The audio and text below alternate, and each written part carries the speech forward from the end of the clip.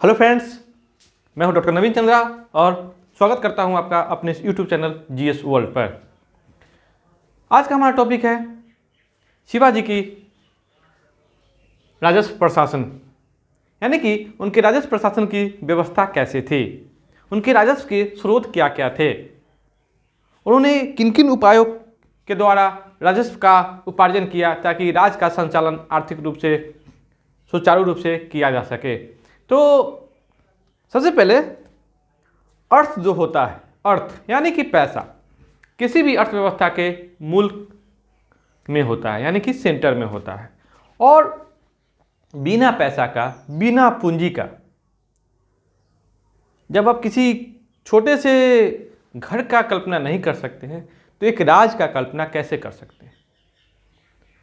समझने वाली बात है कि एक छोटे से गांव को, एक छोटे से घर के चलाने के लिए हमें पैसे की जरूरत होती है, तो क्या एक राज को चलाने के लिए पैसे की जरूरत नहीं होगी?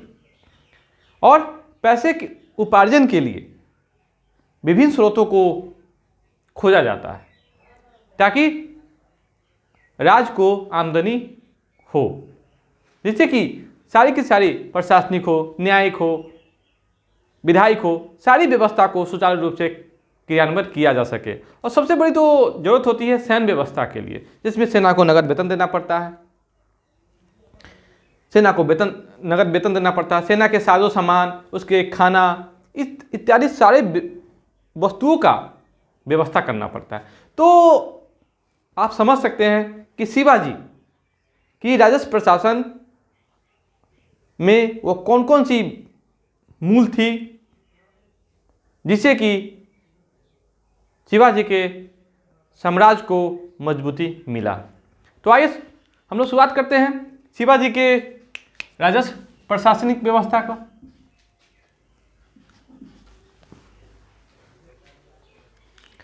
अब आते हैं राजस्व के स्रोत, क्योंकि राज्य को आमदनी होती है राजस्व से, रेवेन्यू से। तो ये शिवाजी के राजस्व के स्रोत कौन कौन थे? सबसे पहला भूमि कर। मध्यकाल में भूमि कर जो था वह किसी भी राज्य के आय का मुख्य स्रोत हुआ करता था, ठीक है। दूसरा था चौथ, तीसरा था सरदेशमुखी। चौथ एवं सरदेशमुखी, इन दो जो कर थे मराठा के आय के स्रोत थे।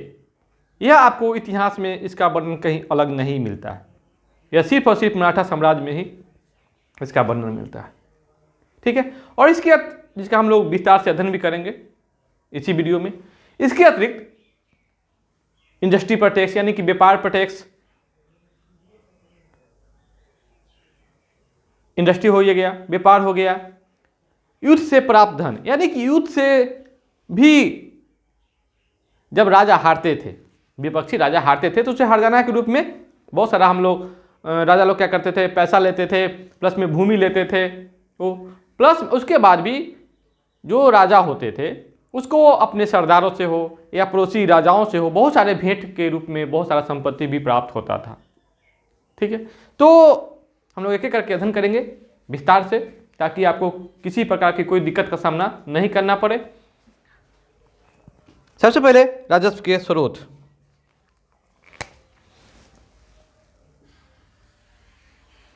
राजस्व के स्रोत, शिवाजी के राजस्व के स्रोत क्या थे?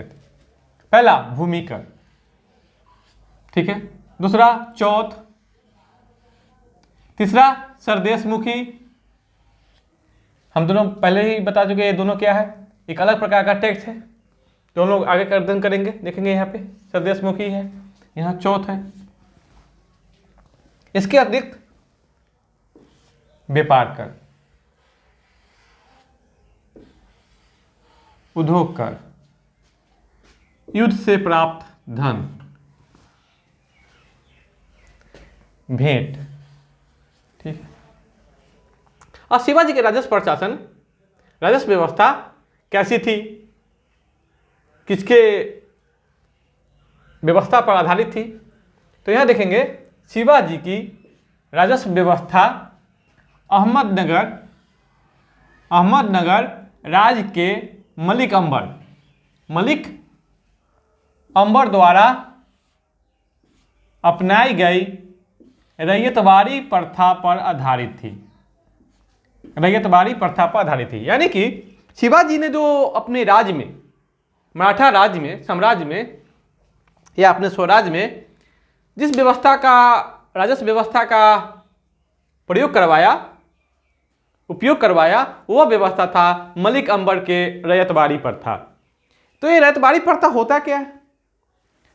हम लोग जब आगे अंग्रेज के इतिहास में पढ़ेंगे, भारत पे अंग्रेजों का आगमन, तो उसकी जब आर्थिक व्यवस्था को अध्ययन करेंगे तो हम लोग इस बात को देखेंगे, महलवाड़ी व्यवस्था, जमींदारी व्यवस्था और रैयतवाड़ी व्यवस्था। तो रैयतवाड़ी व्यवस्था जो होता है यह आपको डायरेक्ट राजा का किसान के साथ संपर्क होता है। इसमें किसी प्रकार का कोई बिचौलिया नहीं होता है। इसमें जनता का या किसानों का कम से कम शोषण होता है, क्योंकि यहाँ डायरेक्ट शासक और किसानों के बीच में संबंध होता है। तो इस प्रकार की व्यवस्था का निरूपण करवाया शिवाजी ने अपने राज्य में। और शिवाजी ने ठेके पर भूमि देने की प्रथा को त्याग दिया। इससे पहले होता क्या था, भूमि पर जो राजस्व उगाही होते थे तो वह राजा के द्वारा ठेके पर दे दिए जाते थे किसी ठेकेदार को, किसी व्यक्ति को।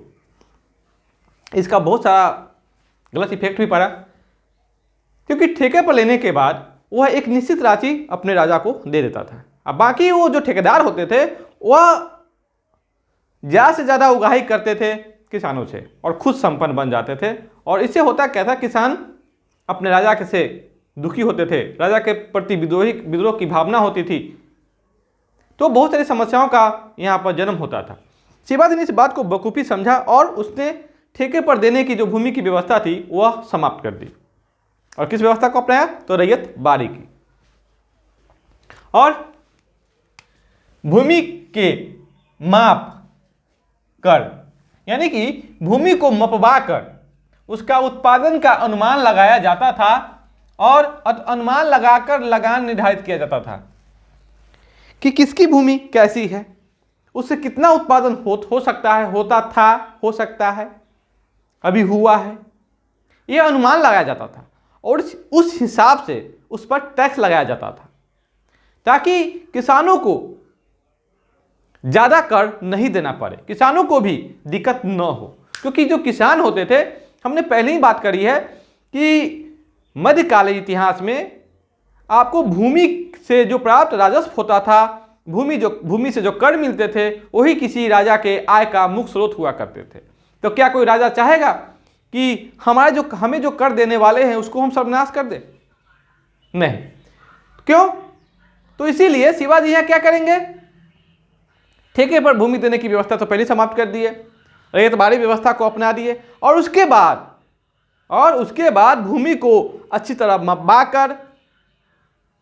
मपवाकर उसका उत्पादन का आय लगाकर और उसके हिसाब से लगान तय किया जाता था। इससे दोनों को सहूलियत होती थी, किसान तो खुशी पूर्वक रहते ही थे और शासक भी निश्चित रहते थे कि हमें लगभग इतना आमदनी होगा, ये भी निश्चित रहता था। शिवाजी के निर्देश पर 1679 ईस्वी में अन्नाजी दत्तो ने भू सर्वेक्षण करके एक नया राजस्व निर्धारण किया। शिवाजी को जब राजगद्दी की प्राप्ति कब हो गई? 1674 ईस्वी में। तो उसने भूमि राजस्व पर ज़्यादा जोर दिया, सुधार पे, और उसने अन्नाजी दत्तो को इसके लिए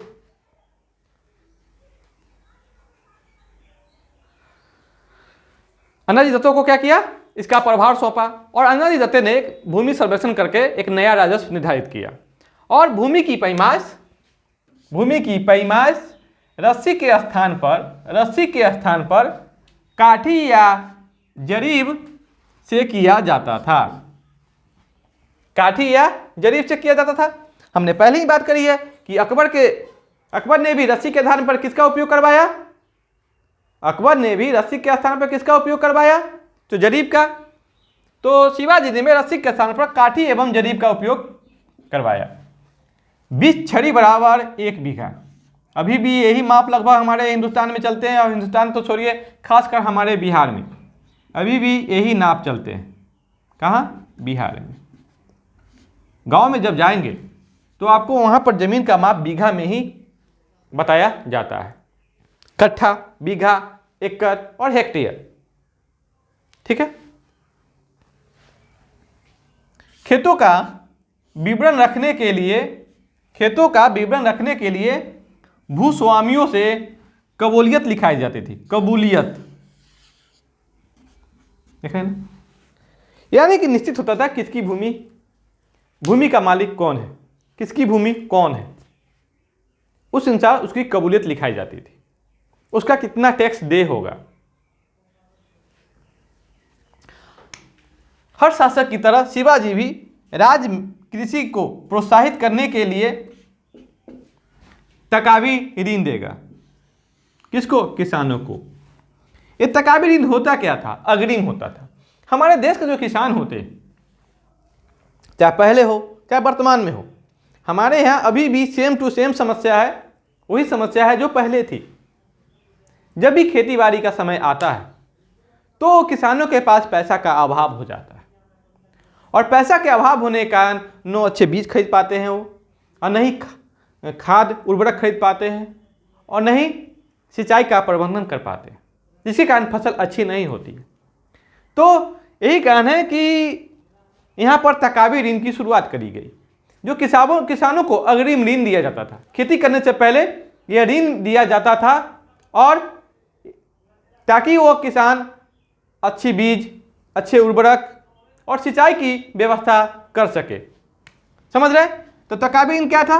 अग्रिम था, अग्रिम ऋण किसको मिलता था? राज्य की ओर से किसानों को। वर्तमान में भी यही है, केसीसी, किसान क्रेडिट कार्ड, वर्तमान में भी यही है। भारतीय अर्थव्यवस्था में किसान क्रेडिट कार्ड के द्वारा किसानों को फसल से पहले ऋण दिया जाता है, जो आप लोग भली भांति जानते होंगे। तकावी ऋण देकर खेती को प्रोत्साहित किया जाता था। और यही नहीं, बेकार भूमि मतलब समझ रहे हैं ना? परती भूमि हो, बंजर भूमि हो, या ऐसी भूमि हो जहां पर खेती ना किया जा सके, या जंगल वाले एरिया हो। जंगल में होते क्या थे? जंगलों को काटकर जंगल की सफाई करवाया जाता था। जंगलों को काटकर किसानों को खेती करने के लिए प्रोत्साहित किया जाता था, और बेकार भूमि, बंजर भूमि या जंगल काट के जो किसान खेती करते थे, उस पर बहुत दिन तक किसी प्रकार का कोई टैक्स नहीं लिया जाता था। बेकार भूमि पर खेती करने के लिए कोई कर न लेकर उसे प्रोत्साहित किया जाता था। तो बेकार भूमि मतलब समझ आया ना? बंजर भूमि, ठीक है, वन काटना। अब आप बोलेंगे कि वन क्यों काटा जाता था? अभी तो वन का बहुत ही अभाव है। सरकार कह रही है वन लगाइए, पर्यावरणविद कह रहे हैं वन लगाइए, ताकि हमारा पर्यावरण ग्लोबल वार्मिंग की समस्या से ना, समझ रहे हैं बात? तो अभी यह समस्या है। उस समय बहुत सारे जंगल थे, जनसंख्या कम थी, इसीलिए जंगल को साफ कर कर खेती योग्य भूमि बनाई जाती थी। उस समय जमीन की कोई कमी नहीं थी। यही कारण है कि किसान पर अगर शासक शोषित करते थे, उसको शोषण करते थे, तो किसान वो एरिया छोड़ के दूसरे जगह जाकर बह जाते थे, क्योंकि भूमि की बहुलता ही बहुलता थी। ठीक है, यही कारण है कि यहाँ पर किसानों को वन काटकर बंजर भूमि को, बेकार पड़ी भूमि को खेती करने के लिए प्रोत्साहित किया जाता था, और बहुत दिनों तक उससे पर टैक्स नहीं लिया जाता था। अब देखते हैं टैक्स का दर कितना था, रेट कितना था। तो शिवाजी ने कर की दर टैक्स रेट 33% रखी। कितनी? 33%। जैसा कि हर व्यवस्था में होता है, रैयतवाड़ी व्यवस्था में 33% ही टैक्स रखे जाते हैं, और अधिकतर जो शासक हमारे थे मध्यकाल भारत के, वो 33% टैक्स ही रखते थे। परंतु बाद में शिवाजी ने स्थानीय करों को समाप्त कर दिया, चुंगियों को समाप्त कर दिया, और इन दोनों करों को समाप्त करके, माफ करके टैक्स की जो दर है उसको बढ़ाकर 40% कर दिया। ये भी एक बेटर किया, क्योंकि स्थानीय कर बढ़ने से स्थानीय व्यापार का वृद्धि होगा, चुंगी के खत्म होने से चुंगी के खत्म होने से भी व्यापार का प्रोत्साहन होगा, मिलेगा। तो टैक्स का दर कितना हो गया, 33% से बढ़ाकर 40% कर दिया गया। ठीक है, ज़्यादा बढ़ा नहीं। और क्योंकि ये जो एरिया है, शिवाजी का जो एरिया है, दक्कन का एरिया, वह उपजाऊ भूमि नहीं था। यहाँ पर एक समस्या थी कि उपजाऊ भूमि नहीं था। जहाँ क्या है, यहाँ पर पठारी है, पहाड़ी है, पर्वत ही है, नदी है, घाटी है। अब आते हैं कर का स्वरूप क्या था। तो कर का स्वरूप नगद भी आप दे सकते थे या वस्तु के रूप में, यानी कि अनाज के रूप में। क्या, अनाज के रूप में। वस्तु यहाँ लिखा गया है, आप अनाज। कर नगद या अनाज के रूप में भी चुकाया जा सकता था। देख रहे हैं, तो एक बहुत सी लचीला कर प्रणाली है। ज़्यादा आपको जनता पर भार नहीं दिया गया है, क्योंकि शिवाजी ने आय को अर्जन करने के लिए, अपने राजस्व में वृद्धि करने के लिए और भी तरीके अपना रखे थे, जिसको हम लोग अध्ययन करेंगे चौथ एवं सरदेशमुखी के अंतर्गत। ठीक है, अब आते हैं ऐसे मुख्य कर चौथ थे जो सिर्फ मराठा साम्राज्य में ही इसको अध्ययन करने का आपको सौभाग्य मिलता है। तो चौथ है क्या? तो चौथ जो था एक प्रकार का सैन्य कर था। चौथ एक प्रकार का सैन्य कर था। ठीक है, जो तीसरी शक्ति के आक्रमण से सुरक्षा प्रदान करने के बदले औसला जाता था। तो किससे औसला जाता था? ये अपने पड़ोसी राज्यों से। चौथ जो था एक सैन्य कर था जो पड़ोसी राज्यों को उस तीसरी शक्ति से बचाने के लिए औसला जाता था शिवाजी के द्वारा। और भी है। और यह चौथ विजित क्षेत्रों से वसूल किया जाने वाला कर था। अगर शिवाजी या मराठा जो सेना होते थे अपने पड़ोसी राज्य को जीत लेते थे, तो उसकी आमदनी का 1/4 हिस्सा कर के रूप में लेते थे, जिसको कहलाता था चौथ कर। या फिर से अगर आपको आक्रमण नहीं करवाना है, पड़ोसी राज्यों को मराठा राजाओं से, सेनाओं से आक्रमण नहीं करवाना है, तो आपको मराठा आक्रमण से बचने के लिए भी एवज में भी वसूल किया जाने वाला यह कर था। यानी तीनों ही सूरत में आपको टैक्स देना ही देना है। या तो आप सिवा मराठा सेना से मदद ले लीजिए, उसके बदला में अपनी आमदनी का 1/4 आपको मराठा सेना के हवाले कर दीजिए, शासक के हवाले कर दीजिए। या आप अपने क्षेत्र में आक्रमण नहीं चाहते हैं, तो अपने आमदनी का 1/4 हिस्सा मराठा सेना को आपको देना है, मराठा शासक को आपको देना है। आक्रमण करना है या नहीं करना है, करने के बाद तो ले लेगा, नहीं करवाना है इसके लिए भी देना है, करने के बाद भी वो लेगा। लेकिन करने के बाद लेगा तो आपको ज़्यादा नुकसान होगा। कैसे? क्योंकि वो तो बहुत सारे आपको तबाही मचा देगा, उसके बाद भी टैक्स देना ही है। और मराठा सेना काफ़ी लड़ाकू थी, छापामार युद्ध में नंबर 1 थी। यही कारण है कि चौथ से इन लोगों को काफ़ी आमदनी होती थी। चौथ विजित क्षेत्रों से उपज का 1/4 यानी 1/4 यानी कि 25%, आमदनी का 25% भाग के रूप में वसूल किया जाता था। देख रहे हैं चौथ। अगला हम लोग को सरदेशमुखी।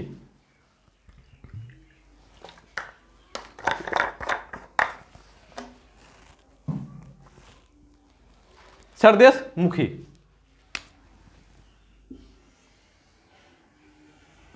ये भी शिवाजी के द्वारा एक आय का एक अंश स्रोत था। जो इसका जो दर था, यह आय का 10% भाग यानी कि 1/10% के रूप में देना होता था। तो किसको देना होता था? शिवाजी यह कर किससे लेता था? तो शिवाजी यह कर मराठा सरदारों से लेता था।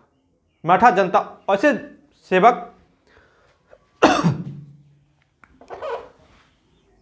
जो अपने आप को सरदार समझते थे, अपने आप को मुखिया समझते थे, तो सभी को अपने आय का 10% हिस्सा शिवाजी को देना होता था। क्यों? क्योंकि शिवाजी अपने आप को सभी मराठों का प्रधान मुखिया समझते थे, मानते थे। उसके हिस्से बदले में आपको 10% देना होता था। आइए देखते हैं। शिवाजी के अनुसार देश का वंशानुगत सरदेशमुख, सरदेशमुख का मतलब होता है प्रधान मुखिया।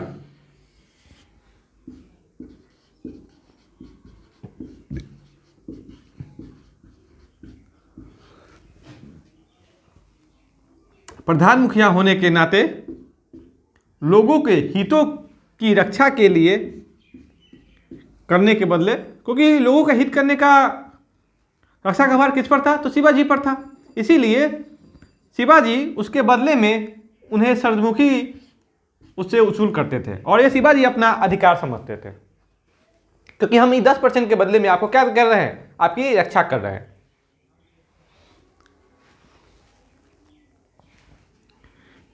देसाइयों तथा देशमुखों का मुखिया सरदेशमुख कहलाता था। देसाइयों तथा देशमुखों का मुखिया कौन कहलाता था? सरदेशमुख। तो इसमें हो गए मराठा सरदार, हो गए मराठा शासक, हो गए जो शिवाजी के राज में ही उसके अंडर में काम करते थे, शासन करते थे। ठीक है, तो उसका मुखिया कौन था? सरदेशमुख, यानी कि प्रधान मुखिया, यानी कि शिवाजी। तो सरदेशमुख कौन था? शिवाजी।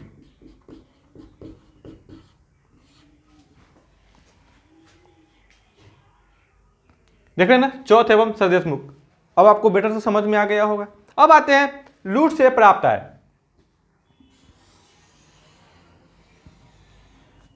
ये भी शिवाजी के या मराठा साम्राज्य में आय का एक मुख्य स्रोत हुआ करता था। युद्ध का तो हजाना हम लोग बता ही चुके हैं। युद्ध से प्राप्त धन, जब मराठा किसी पड़ोसी राज्य से युद्ध करते थे तो उसके बाद क्या करते थे? बहुत सारा पैसा लेते थे युद्ध हर्जाना के रूप में।